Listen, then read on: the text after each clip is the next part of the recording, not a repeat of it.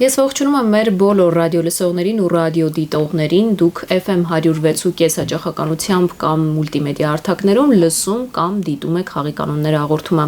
Հիշեցնեմ, որ այս նախագիծն իրականացվում է մրցակցության պաշտպանության հանձնաժողովի հետ համատեղ։ Իսկ մեր այսօրվա հաղորդման հյուրերն են Սպառողների շահերի պաշտպանության վարչության, վերլուծության եւ ոլորտային զարգացման բաժնի գլխավոր մասնագետ Արմենուհի Թադևոսյանը։ Բարև ձեզ։ Բարև ձեզ։ Եվ իրավաբանական վարչության վարչական վարույթների եւ դատական ներկայացուցչության բաժնի գլխավոր իրավաբան Սուսաննա Հարությունյանը։ Բարև ձեզ։ Բարև ձեզ։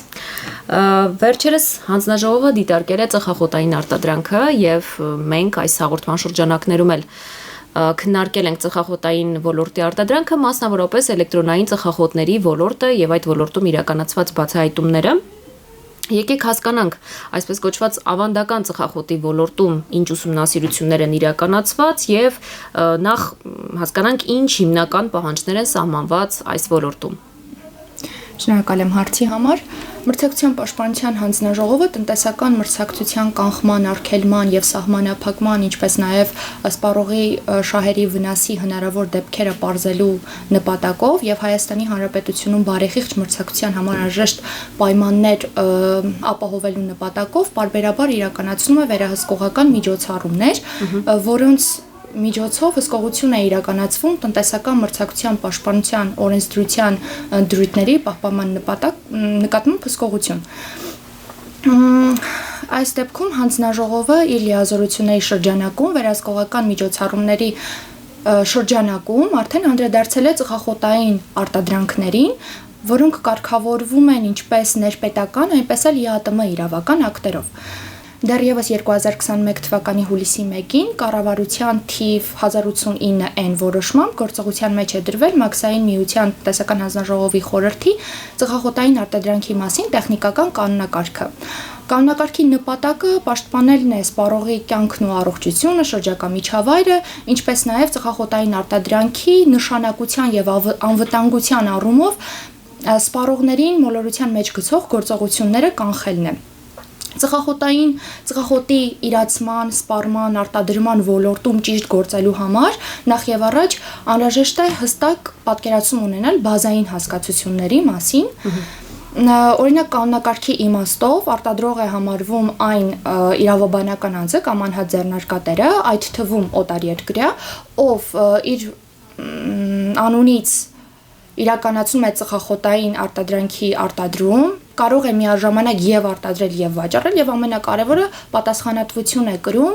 տեխնիկական կանոնակարգի պահանջների համապատասխանության համար։ Իսկ արդեն կանոնակարգի իմաստով ներմուծողը Մաքսային միության ռեզիդենտն է, ով պայմանագիր է կնքել ոչ ռեզիդենտի հետ ծխախոտային արտադրանք ներմուծելու համար, ինչպես նաև զբաղվում է ծխախոտի վաճառքով եւ նա եւս այս դեպքում պատասխանատվություն է կրում տեխնիկական կանոնակարգի պահանջներին համապատասխանության համար։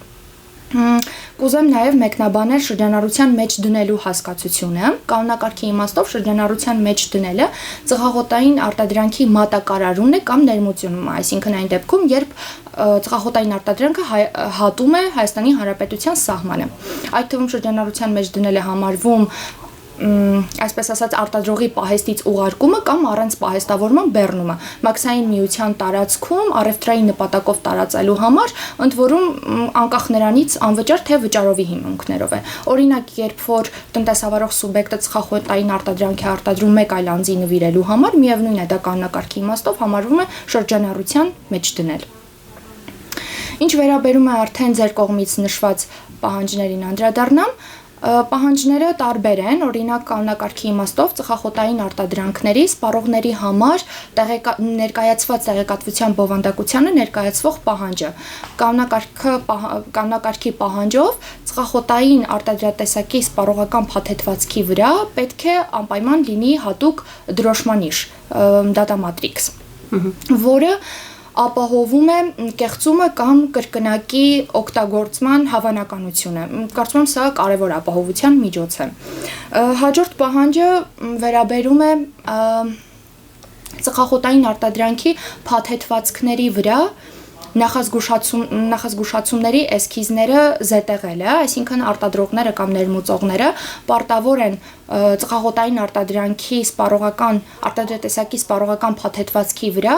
զետեղել ծխախոտի վնասակարության մասին նախազգուշացնող էսքիզները։ Դա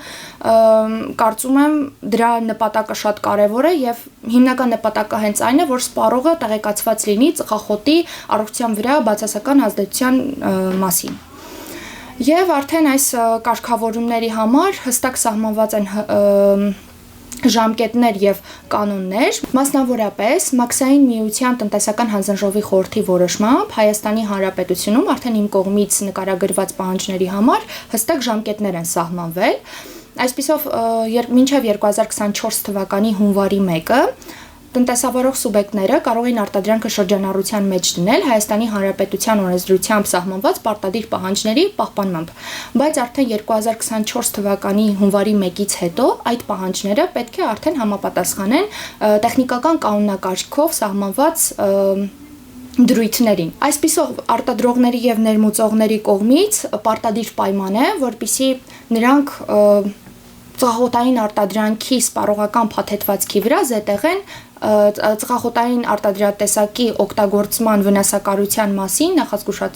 նախազգուշացումների էսքիզները։ Եվ տնտեսավարող սուբյեկտները երկու դեպքում են պարտականություն կրում։ Առաջին դեպքը, երբ 2024 թվականի հունվարի 1-ից հետո ծխախոտային արտադրանքը արտադրվել է եւ ներմուծվել է առանց իմ կողմից նշված էսքիզների, եւ երկրորդ դեպքը, երբ ծխախոտային արտադրանքը արտադրվել է մինչև 2024 թվականի հունվարի 1-ը, սակայն շրջանառության մեջ է դրվել 2024 թվականի հունվարի 1-ից հետո։ Հակառակ դեպքում, հակառակ պարագայում, եթե ծխախոտային արտադրանքը արտադրվել եւ շրջանառության մեջ է դրվել մինչև 2024 թվականի հունվարի 1-ը, ապա այն կարող է վաճառվել մինչև համապատասխան այդ խմբաքանակը կսպառվի։ Եվ ամփոփելով ընդհանուր կարող եմ ասել, որ այսպիսով այդ երկու դեպքերը, այսինքն 2024 թվականի հունվարի 1-ից հետո ծխախոտային արտադրանքը արտադրելը եւ ներմուծելը, ինչպես նաեւ մինչեւ 2024 թվականի հունվարի 1-ը արտադրելը, սակայն այդ նույն ժամկետից հետո շրջանառության մեջ դնելը հանգեցնում են օրենսդրական պահանջների ուղղակի խախտման, արդար մրցակցության խաթարման, ինչպես նաեւ սպառողի շահերի խաթարման։ Եվ այդ իրավախախտումը, այսինքն առանց նախազգուշացնող էսքիզների զետեղման ծխախոտային արտադրանքի սպառողական փաթեթվածքի վրա, առանց դրանց զետեղման 2024 թվականի հունվարի 1-ից հետո ծխախոտային արտադրանք արտադրելը եւ ներմուծելը հանգեցնում է անբարեխիղճ մրցակցության։ Իսկ այդ ձեր նշած խնդիրներից, որոնք է բացահայտել հանձնաժողովը եւ այդ առումով ինչ քայլեր է ձեռնարկել։ Շատ բարի, նախ ասեմ, որ վերջերս հանձնաժողով ստացվել էր ազդակներ, որոնք վերաբերվում էին որոշ ընկերությունների կողմից շրջանառության մեջ դրված ծխախոտային արտադրանքներին, որոնք չէին համապատասխանում գործող ստանդարտներին։ Խնդիրն այստեղ նրանում էր, որ այդ ծխախոտային արտադրանքների տուփերի վրա բացակայում էր առողջության վնասի մասին նախազգուշացնող պատկերային նախազգուշացումները, որոնք պարտադիր էին դարձել արդեն 2024 թվականի հունվարի 1-ից։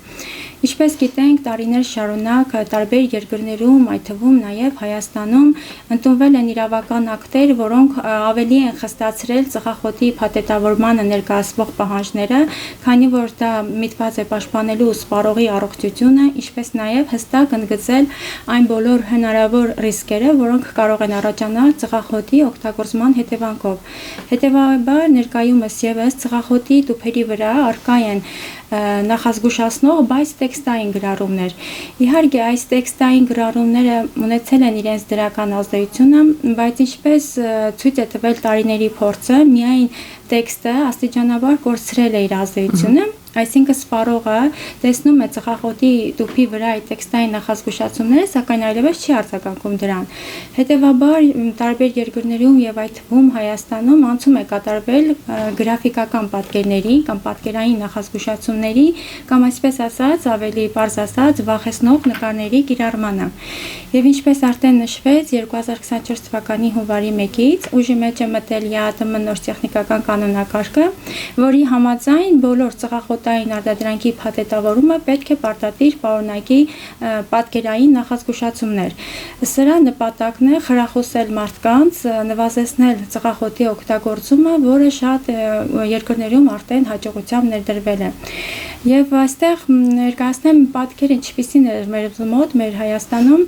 Իհարկե կային ընկերություններ, որոնք պահպանել էին նոր կանոնակարգով սահմանվող պահանջները, սակայն շուկայում դեռևս կային ծխախոտային ապրանքներ, որոնց տուփի վրա այդ պատկերները, այդ նախազգուշացնող պատկերները բացակայում էր։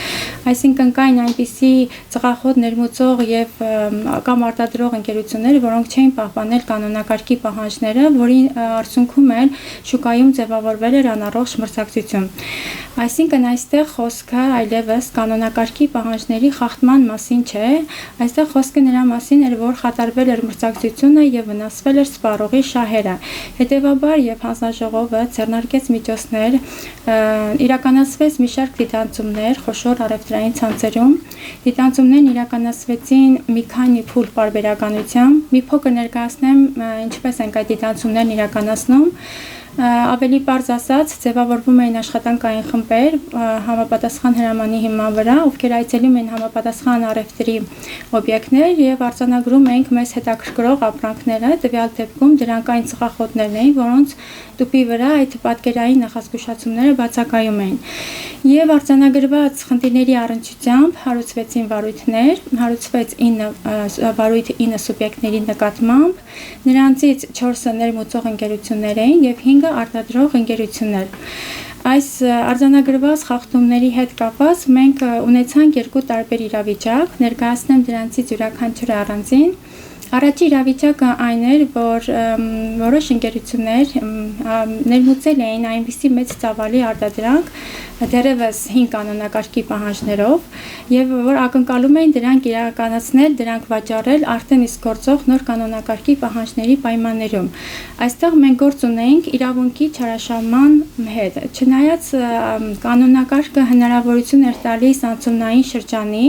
այսինքն թույլ էր տալիս մինչև 2024 թվականի հունվարի 1-ը շրջանառության մեջ դրված ծխախոտային արտադրանքը իրացնել նաև 2024 թվականի հունվարի 1-ից հետո։ Սակայն այս դրույթը ավելի շատ նախատեսված էր առկա խփաքանակի համար, այլ ոչ թե նրա համար, որ ընկերությունները դիտավորյալ ներմուծեին այնպիսի ծավալ, որը չէին իրականացնի, եթե չլիներ նման սահմանափակումները։ Եվ այս դեպքում մենք արդեն գործ ունենք իրավունքի չարաշահման հետ, քանի որ այն խաթարել էր ոչ միայն մրցակցությունը, այլ նաև վնասել էր սպառողի շահերը։ Եվ հետաքրքիր է, որ նման օրինակները հիմնականում արձանագրվեցին ներմուծող ընկերությունների մոտ։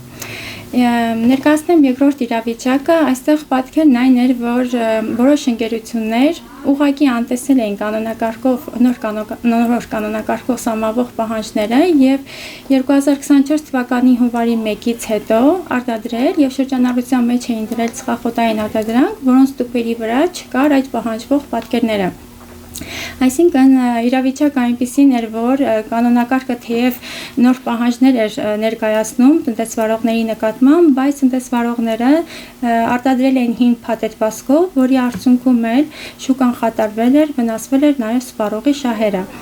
Այստեղ մենք արդեն գործ ունենք ոչ թե իրավունքի չարաշահման, այլ օրենքի բացահայտ խախտման հետ։ Չնայած որ այս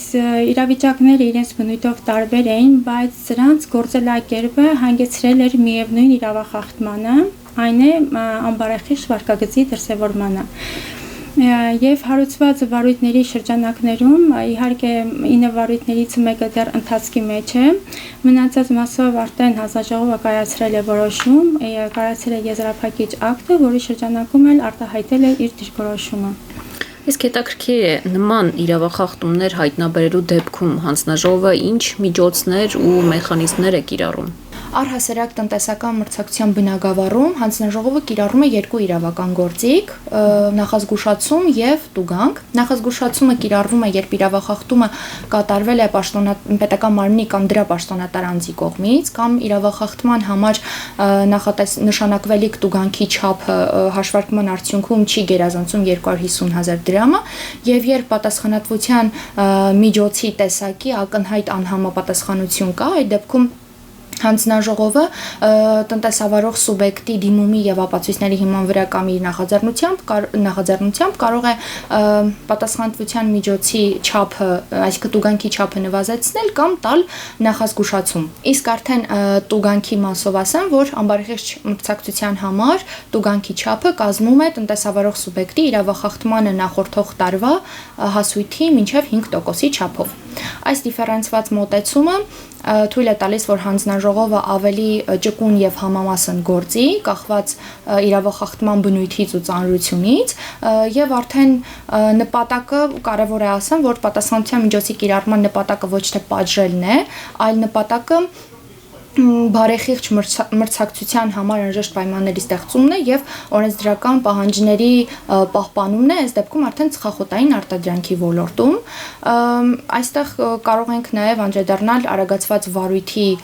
ինստիտուտին, այսինքն այն դեպքում, երբ վարույթով պատասխանողը ընդունում է վարույթով իրեն վերագրվող իրավախախտումը եւ իրավախախտման փաստը ընդունում է եւ վերացնում է իրավախախտման հետևանքները, կարող է միջնորդություն ներկայացնել հանձնաժողով արագացված վարույթի կիրառման համար, այս դեպքում արդեն տուգանքի չափը հաշվարկվում է 50%-ի չափով։ Որպեսզի հետագայում տնտեսավարող սուբյեկտի կողմից չկրկնվի իրավախախտում, այսինքն իրավախախտման կրկնելիությունը բացառենք, ինչպես նաև հետևանքները վերացվեն, հանձնաժողովը իր որոշմամբ տնտեսավարող սուբյեկտին տալիս է հանձնարարություն, որը որ պարտադիր է, որպեսզի կատարվի տնտեսավարող սուբյեկտի կողմից։ Հանձնարարությունները հանձնաժողովին հնարավորություն են տալիս վերահսկել հանձնարարության կատարման գործընթացը ու արդեն գնահատել արդյունավետությունը։ Իսկ տնտեսավարող սուբյեկտն էլ կոնկրետ քայլեր ձեռնարկի, որ ոչ միայն այլ արդեն չշարունակի անել իր անօրինական գործողությունները, այլ նաև ինչպես նշեցի, բացառի դրանց հետագայում կրկնելու հավանականությունը։ Նշեմ նաև, որ հանձնաժողովի որոշմամբ տրված հանձնարարությունները կամովին չկատարվելու դեպքում, որոշմամբ սահմանված ժամկետում կամովին չկատարվելու դեպքում ենթակա են դատական ակտերի հարկադիր կատարման մասին օրենքով սահմանված կարգով հարկադիր կատարման եւ հարկադիր կատարման ներկայացնելը չի ազատում տնտեսավարող սուբյեկտին հանձնարարության կատարման պարտականությունից։ Այսինքն հանձնարարության չկատարման դեպքում նույնպես պատասխանատվության միջոց կկիրառվի։ Իսկ հետաքրքիր է այս ձեր դիտարկումների արդյունքում ինչ իրավախախտումներ, որ հայտնաբերվել են, դրանք ինչ ազդեցություն են ունեցել սպառողների, շահերի պաշտպանության վրա եւ մրցակցային միջավայրի վրա, այսպես ազդեցության գնահատում եթե անենք, հա։ Նախ ասեմ, որ նոր կանոնակարգի ներդրմամբ ի հայտ էին եկել որոշակի բարդություններ, խնդիրներ, որը կարծում եմ նման փոփոխությունների պարագայում բնական է, եւ ասեմ, որ այս խնդիրները հիմնականում կապված էին կանոնակարգի անցումնային փուլի հետ եւ հենց այս խնդիրները ապացուցում էին, թե որքան անհրաժեշտ էր նման վերահսկողական միջոցառումները, քանի որ այստեղ խոսքը այլևս առողջապահական հարց չէր, այստեղ արդեն խոսքը սպառողի տեղեկացված ընտրություն կատարելու իրավունքի եւ մրցակցության պաշտպանության հարցեր, քանի որ այս իրավիճակում խաթարվել էր եւ սպառողի շահերը եւ մրցակցային միջավայրը, գնահատականը, եթե դիտարկենք սպառողի շահերի տեսանկյունից, ապա այստեղ կարող ասել հետեւյալը, օրինակ, եթե սպառողը գնում է ծխախոտային ապրանք, ապա նա պետք է հստակ պատկերացում կազմի, թե ինչ ապրանք է ձեռք բերել եւ հատկապես ինչ վնաս կարող է այն պատճառել իր առողջությանը։ Եթե ծխախոտի տուփի վրա թեկուզ աննշան կա այդ տեքստային նախազգուշացումները, որը շատ հաճախ կարող է չնկատվել կամ պարզապես չընտրցվել, օրինակ տարեցների կամ դեռահասների կողմից, ապա այստեղ կարող ենք ասել, որ սպառողը ընտրություն է կատարել առանց լիարժեք տեղեկացված լինելու։ Հետևաբար այս գրաֆիկական պատկերները, այս պատկերային նախազգուշացումները ավելի շատ լրացնում են այս բացը, քանի որ սրանք կարող ենք ասել տեսողական լեզու են եւ հասանելի են բոլորին, անկախ տարիքից, անկախ կրթությունից, եւ սրանք հնարավորություն են տալիս ավելի վառ պատկերացնել, ավելի հստակ տեսնել այն բոլոր հնարավոր ռիսկերը, որոնք կարող են առաջանալ ծխախոտի օգտագործման հետևանքով։ Սա ոչ միայն բարձրացնում է սպառողի իրազեկ լինելու մակարդակը, այլ հնարավորություն է տալիս սպառողին տեղեկացված ընտրություն կատարելու, այսինքն եթե սպառողը գիտի ինչ ապրանք է գնել, նա այդ ընտրությունը կատարել է այս դեպքում ոչ թե մոլորության, այլ տեղեկացված լինելու արդյունքում։ Եվ եթե մենք պահանջում ենք, որ այդ նկարները լինեն ծխախոտի տուփերի վրա, մենք պահանջում ենք, որ չխաթարվի սպառողի շահերը եւ սպառողը իր ընտրությունը կատարի տեղեկացված ձևով։ Իհարկե բացի սպառողի շահերից, այս գրավական պատկերները կարևոր նշանակություն ունեն նաև մրցակցային տեսանկյունից։ Չմոռանանք, որ ծխախոտ արտադրող որոշ ընկերություններ ծխախոտի տուփի դիզայնը հիմնականում օգտագործում են որպես մարքեթինգային գործիք, ապրանքը ավելի գրավիչ դարձնելու համար։ Եվ եթե մենք պահանջում ենք, որ այդ տուփի վրա լինի նկարները, մենք պահանջում ենք, որ ընկերությունները միանման փաթեթավորման մտնեն շուկա։ Այս դեպքում փաթեթավորումը այլևս չի կարող հանդիսանալ որպես մարքեթինգային գործիք, եւ մրցակցությունը ընկերությունների մեջ տեղի կունենա ոչ թե գրավիչ դիզայնի, այլ ապրանքի իրական հատկանիշների հիման վրա։ Ըստ նոր կանոնակարգով սահմանվող պահանջների, ծխախոտային տուփի վրա այդ պատկերները պետք է տեղադրվեն տուփի մակերեսի 50%-ի չափով եւ դրանք ավելի գունեղ, ավելի գունային տեսքով ներկայացնում են հնարավոր բոլոր վտանգները, որը առաջանալու է կամ կարող է առաջանալ ծխախոտի օգտագործման արդյունքում։ Օրինակ, դա կարող է լինել կաթված, գանգրենա, նորագոյացություններ, տանջալիցմահ եւ այլն։ Եվ եթե ընկերությունները պահպանում են նոր կանոնակարգով սահմանվող պահանջները եւ շուկա են մտնում նույն փաթեթավորմամբ, կարող ենք ասել, որ ձևավորվում է առողջ մրցակցային միջավայր։ Հետևաբար, այս հանգամանքների հաշվառմամբ էլ հանձնաժողովը այս խնդիրները դիտարկեց իր իրավասության տիրույթում, պաշտպանելով ինչպես սպառողի շահերը, այնպես էլ արտար մրցակցային միջավայրը։ Իսկ այսօր արդյոք հնարավոր է շուկայում տեսնել այնպիսի ծխախոտային արտադրանք, ավանդական ծխախոտի տեսքով, որի վրա բացակայում է համապատասխան պատկերային նախազգուշացումը։ Ասեմ, որ նախ այսօրվա օրենսդրությունը պահանջում է, որ բոլոր ծխախոտային արտադրանքները պարտադիր պետք է պարունակեն այդ պատկերային նախազգուշացումները։ Բացի այդ, հանձնաժողովի կողմից իրականացված վարույթների շրջանակներում ընկերություններին տրվել է հստակ հանձնարարություն դադարեցնել առանց այդ պատկերների ծխախոտային արտադրանքների շրջանառությունը եւ այն դեպքում, երբ մենք շուկայում կարող է հնարավոր է հանդիպենք ծխախոտային արտադրանքներ, որոնց տուփի վրա չկա այդ պատկերները, դա միայն պայմանավորված է այս դեպքում նրանով, որ տրված հանձնարարությունների շրջանակներում ընկերություններին տրվել է հստակ ժամկետներ, որպեսզի նրանք կարողանան իրացնել առկա մնացորդը։ Այսինքն խոսքը այստեղ վերաբերվում է մնացորդային ապրանքին, որը մենք արձանագրել ենք վարույթների շրջանակում։ Սա չի վերաբերվում նոր արտադրությանը կամ նոր ներմուծմանը։ Ուստի եթե որևէ սպառող այսօր օրինակ շուկայում կարող է տեսնել ծխախոտային ապրանք, որի տուփի վրա այդ պատկերները բացակայում են, դա չի նշանակում, որ այդ ապրանքը մնացել է աննկատ կամ դրա վաճառքը թույլատրված է։ Այդ ապրանքը դա մնացորդային արտադրանքն է, որի շրջանառությունը իրավական տեսանկյունից հնարավոր է միայն հանձնարարությամբ տրված ժամկետների ընթացքում։ Ժամկետի ավարտից հետո շուկայում նման ապրանքների առկայության դեպքում սա կդիտարկվի որպես նոր իրավախախտում։ Բացի այդ, պետք է ասեմ, որ հանձնաժողովը հանձնարարության ժամկետների ավարտից հետո իրավահասու է իրականացնել վերահսկողական միջոցառումներ նման ապրանքների առկայությունը շուկայում բացահայտելու համար։ Կարող ենք նաև այդ շուկայում նման ապրանքների առկայության փաստի հետ կապված ազդակներ ստանալ սպառողների կողմից, որի եւ դրանք հիմք կհանդիսանան նոր միջոցներ ձեռնարկելու, իրավախախտումները արձանագրելու համար։ Այստեղ պետք է ասեմ, որ յուրաքանչյուր սպառող հնարավորություն ունի ինքնուրույն բացահայտելու նման խախտումները Data Matrix ծրագրի միջոցով, որը պարտադիր է եւ փակցված յուրաքանչյուր ծխախոտի տուփի վրա, քանի որ այն կարևոր գործիք է նման ապրանքների շրջանառության ժամկետը բարձելու համար։ Ինչպես գիտենք, ծխախոտային արտադրանքների համար Data Matrix-ը պարտադիր է դարձել դեռևս 2021 թվականի մարտի 15-ից։ Հետևաբար, ցանկացած մանրածախ վաճառքի կետում, եթե սպառողը գնում է կատարում, գնում կատարելու ընթացքում կարող է իմարկ բջջային հավելվածի միջոցով սկանավորել Data Matrix-ը, որի արդյունքում կարող է ստուգել տվյալ ապրանքի վերաբերյալ տվյալները։ Այդ ծածկագիրը անհատական է յուրաքանչյուր ապրանքի համար եւ պարունակում է տեղեկատվություն տվյալ ապրանքի վերաբերյալ։ Այդ տեղեկատվությունը կարող է լինել օրինակ ապրանքի ծագման երկրի մասին, արտադրող կամ ներմուծող ընկերությունների մասին, ապրանքի իրական հատկանիշների մասին եւ ամենակարևորը, որ ապրանքի հետագծելիության մասին, այսինքն թե այդ ապրանքը երբ է արտադրվել, երբ է թողարկվել, երբ է շրջանառության մեջ դրվել, այսինքն երբ է հանձնվել վաճառքի կետ։ Հետևաբար բավական է միայն սկանավորել Data Matrix ծածկագիրը, որպեսզի պարզենք, թե արդյոք այդ ապրանքը շրջանառության մեջ է դրվել սահմանված ժամկետից առաջ, այսինքն մնացորդ է, թե այդ ապրանքը թողարկվել է սահմանված ժամկետից հետո, այսինքն նոր արտադրություն է, հետևաբար եւ նոր իրավախախտում։ Եվ ամփոփելով ուզում եմ ասել, որ սա նաեւ ուղերձ է ընկերությունների համար,